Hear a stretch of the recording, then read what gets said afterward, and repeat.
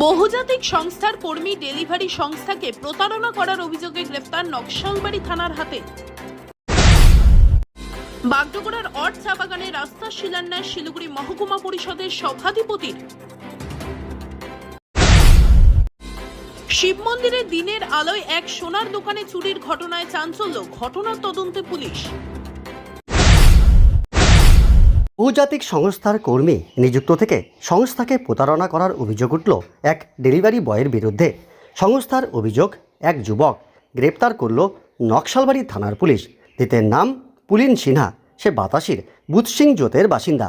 বহুজাতিক সংস্থার সূত্রে জানা গেছে, গত 3 মাস ধরে বহুজাতিক সংস্থার অর্ডারের নানান সামগ্রী গ্রাহকদের কাছে না দিয়ে সেই সামগ্রীর পরিবর্তন করে পুনরায় বহুজাতিক সংস্থায় ফেরত দিতেন অভিযুক্ত।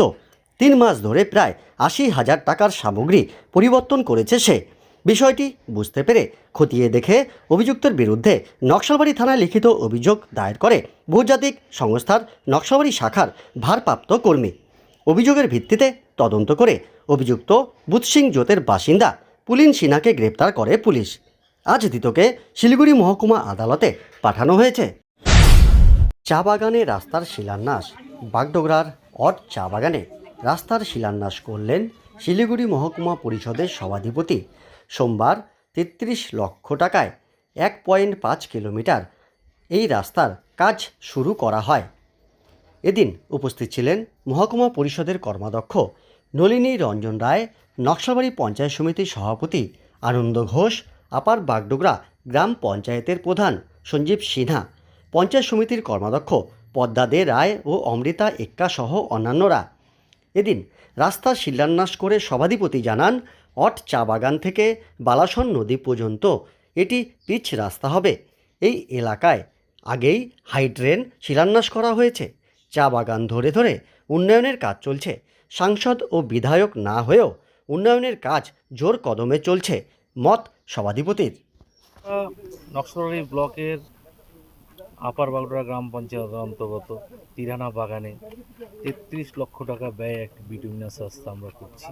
আমরা ধন্যবাদ জানাই পশ্চিমবঙ্গের মাননীয় মুখ্যমন্ত্রী মমতা বন্দ্যোপাধ্যায়কে, যে আমরা এমএলএ এমপি আমাদের না থাকা সত্ত্বেও, আমরা না চাইতেই যে এত কাজ আমরা পাই, এটা সত্যি অকল্পনীয়। আমরা প্রচুর ফান্ড কিন্তু পঞ্চায়েত সমিতি এবং মহকুমা পরিষদে পেয়েছি।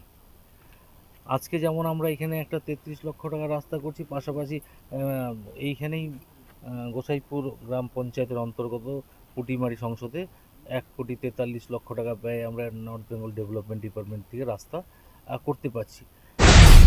ফের সোনার দোকানে দুঃসাহসিক চুরির ঘটনা ঘটল মাটিগাড়া থানার শিব মন্দির বাজারে। প্রকাশ্য দিবালোকে লক্ষাধিক টাকার স্বর্ণ অলংকার লুট করে চম্পট দিল 2 দুষ্কৃতী। ঘটনায় ব্যাপক আতঙ্ক ছড়িয়েছে গোটা বাজার এলাকায়। জানা গেছে, এদিন দুপুরে অন্যান্য দিনের মতো দোকান খুলে বসেছিল হরিপদ সরকার নামে এক স্বর্ণ ব্যবসায়ী। সেই সময় মাথায় টুপি পরা চেক জামার এক ব্যক্তি দোকানে এসে সোনার চেন দেখতে চান। এরপরেই অন্য আরেক ব্যক্তি দোকানে প্রবেশ করে ওই ব্যক্তির সঙ্গে পাশে দাঁড়িয়ে পড়েন। চেন দেখার অছিলায় যে কাপড়ের পুটলিতে 100 গ্রাম চেন রাখা ছিল তা নিয়ে চম্পট দেয়। ব্যবসায়ী ব্যাপারটি বুঝে উঠবার আগেই এই ঘটনা ঘটে। ওই ব্যক্তি দুষ্কৃতীদের ধাওয়া করলে বাজার থেকে দ্রুত চম্পট দেয় ওই দুষ্কৃতীরা। পরে অন্যান্য ব্যবসায়ীরা দোকানে পৌঁছে মাটিগাড়া থানায় খবর দেন। খবর পেয়ে ঘটনাস্থলে পৌঁছায় পুলিশ। এরপর সিসিটিভির সহায়তায় দুষ্কৃতীদের চিহ্নিতকরণের কাজ শুরু করেছে পুলিশ। স্বর্ণ ব্যবসায়ী হরিপদ সরকার জানান, প্রচণ্ড আতঙ্কের মধ্যে ব্যবসা করতে হচ্ছে তাদের। শিলিগুড়িতে এবং মাটিগাড়াতে পরপর চুরির ঘটনায় তারা